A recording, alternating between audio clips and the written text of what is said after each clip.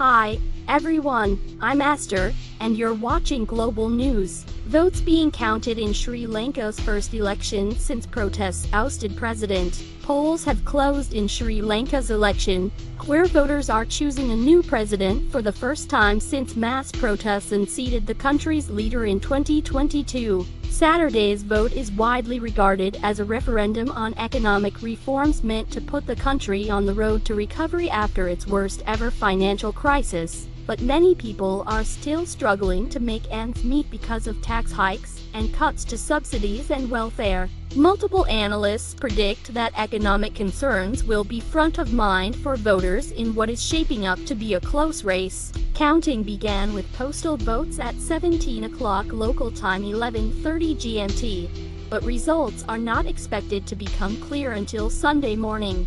The country's soaring inflation, skyrocketing cost of living and poverty have left the electorate desperate for solutions to stabilize prices and improve livelihoods. Soumya Bhowmik, an associate fellow at India-based think tank The Observer Research Foundation, with the country seeking to emerge from its economic collapse.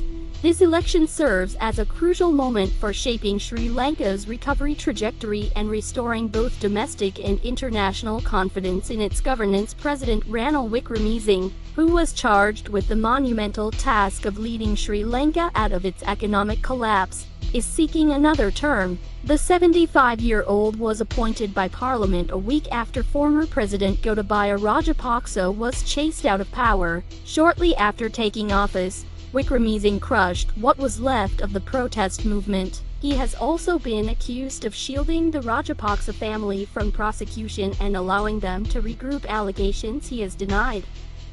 Another strong contender is leftist politician Anura Kumara Dissanayake, whose anti-corruption platform has seen him draw increasing public support. More candidates are running in Saturday's election than any other in Sri Lanka's history, but of more than 3 dozen, 4 are dominating the limelight. Other than Wickremesinghe and Dissanayake, there is also the leader of the opposition, Sajith Premadasa, and the 38-year-old nephew of the ousted president, Namal Rajapaksa. An economy in crisis. The Aragalaya struggle uprising that deposed former President Gotabaya Rajapaksa was sparked by an economic meltdown, years of undertaxation, weak exports and major policy errors, combined with the COVID-19 pandemic dried up the country's foreign exchange reserves. Public debt reached more than $83 billion and inflation soared to 70%. Let's take a look on who are the main candidates. How does the vote work?